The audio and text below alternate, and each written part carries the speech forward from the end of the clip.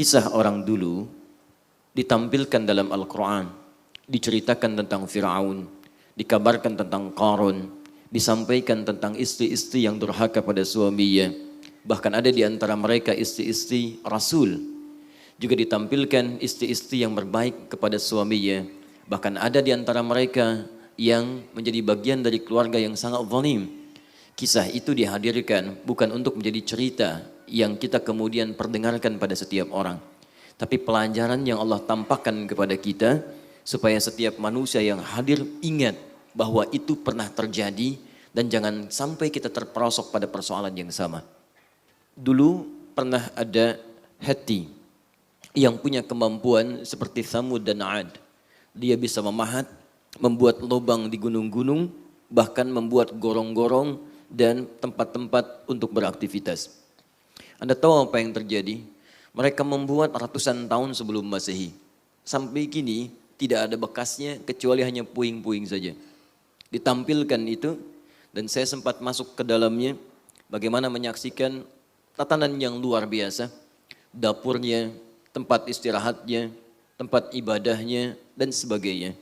Tapi karena menjauh dari ketaatan pada Allah Subhanahu wa taala, itu hanya menjadi bekas sampai dengan kini, tidak pernah dimanfaatkan dan hanya sekedar jadi objek foto-foto dalam kehidupan. Tidak ada bedanya ketika antum datang ke satu tempat ingin difoto. Tidak ada bedanya ketika antum melihat tumbuhan yang cukup baik ingin difoto. Tapi persoalannya, maaf, tidak ada orang yang memanfaatkan tempat itu. Kami datang ke Efes, ada peradaban Yunani yang konon disebutkan dalam catatan sejarahnya, itu telah dibuat 700 tahun sebelum Masehi. 700 tahun. Sampai sekarang hanya puing, Pak. Hanya puing. Tiang-tiang, sebagian dari tertata seperti Kolosium, sebagian katanya tempat perpustakaan, ya namanya Celsus, dia membuat 12.000 gulungan, disimpan di situ, cuman cerita aja, kisah. Tidak ada yang memanfaatkan, cuman bangunan puing. Dan dikalahkan oleh peradaban yang ketiga Romawi. Hancur semuanya, kemudian diambil alih oleh Romawi. Diperluas sampai ke Heliopolis, sampai ke titian Laut Mediterania. Kalau disambungkan sampai ke Italia, nyebrang sedikit ke Tripoli, sampai ke Sumrata. Di daerah Tripoli ada Sumrata, itu peninggalan Romawi juga. Apa yang terjadi? Cuman puing. Gak ada yang memanfaatkan. Yang tinggal di situ tidak ada. Yang beraktivitas tidak ada, orang hanya datang ke situ sekedar foto, lihat dokumentasi, dengar cerita. Tapi tidak semua orang yang datang ke situ dia bisa membaca dengan imannya. Jadi kalau Anda ingin mengukur dengan menggunakan iman, banyak ayat-ayat Quran memberikan gambaran kepada kita. Di antara tingkat kekuatan orang-orang yang imannya kuat di hadapan Allah Subhanahu wa taala adalah apa yang ia lihat, ia dengar selalu mengingatkan dia dengan Allah Subhanahu wa taala. Itu yang diantaranya diisyaratkan di Quran, surah ketiga Ali Imran, ayat 190 sampai dengan 191. Inna fi khalqis samawati wal ardi wa ikhtilafil laili wan nahari la ayatin li ulil albab. Alladzina yadhkuruna Allaha qiyaman wa qu'udan wa 'ala junubihim. Di balik penciptaan langit dan bumi, pergantian siang dan malam, itu akan ada tanda. Perhatikan baik-baik. Tandanya disebut dengan ayat. Ya, beda. Ada ayat, ada alamat, itu beda. Alamat dari bahasa Arab, Pak. Ya, diserap ke dalam bahasa Indonesia. Alamat itu tanda yang mendekatkan seseorang pada tujuan. Jadi kalau Anda sudah tahu alamatnya, maka semakin dekat Anda ke tujuan. Di mana alamat Masjid An-Nur, maka disampaikan, oh Jalan Bendi sekian, sekian, sekian. Begitu Anda tahu alamatnya, semakin dekat ke tujuan. Anda belum tahu alamatnya, maka berputar Anda untuk mencari tujuan yang dimaksudkan. Tapi kalau disebutkan ayat, ingat betul ini ya, ayat, maka tidak disebutkan khususnya dalam bahasa Arab, kecuali tanda yang mendekatkan makhluk kepada Khalik. Tanda yang mendekatkan seorang hamba kepada Allah Subhanahu wa ta'ala. Karena itu isi Al-Quran kenapa disebut dengan ayat? Al-Baqarah berapa ayat? Ali Imran berapa ayat? Karena setiap Anda baca Al-Quran menjadi semakin dekat Anda dengan Allah Subhanahu wa ta'ala. Tidak percaya silakan. Ibu berwudu buka mushaf baca Al-Quran. Akan ada suasana hati tersendiri. Seakan-akan ada kedekatan yang berbeda antara kita dengan Allah Subhanahu wa ta'ala.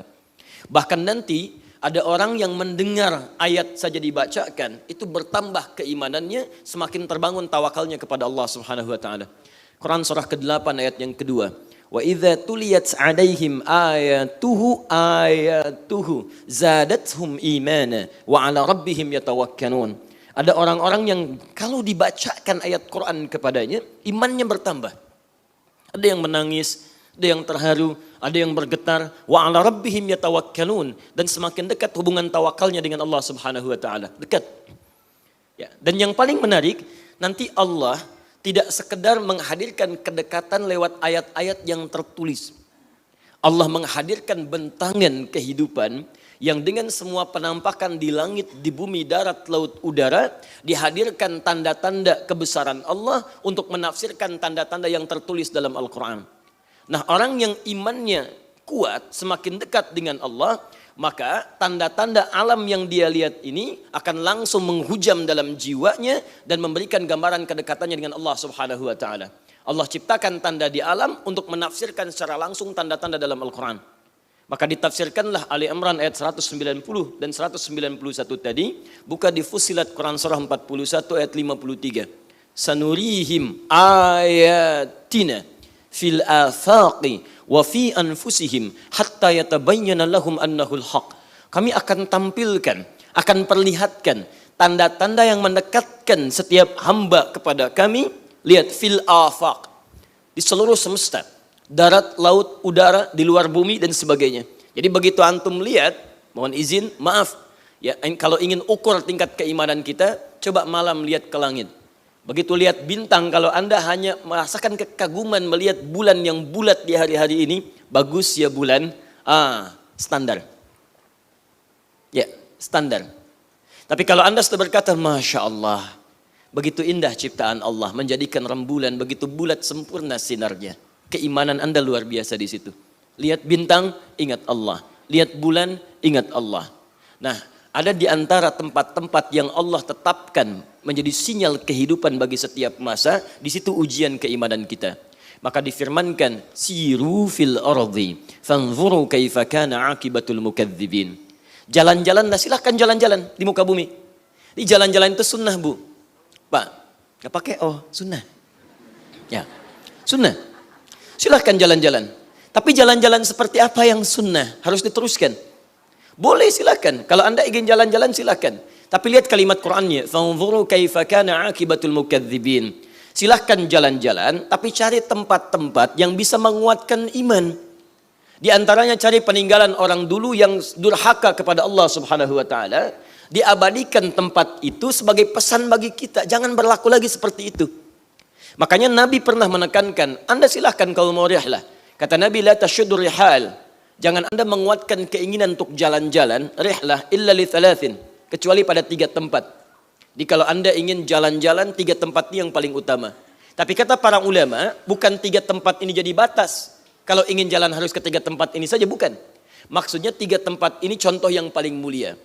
Kata Nabi, Masjidil Haram, Masjid Al-Haram, Masjid hadza, Masjid Nabawi, wa Masjid Al-Aqsa. 3 tempat.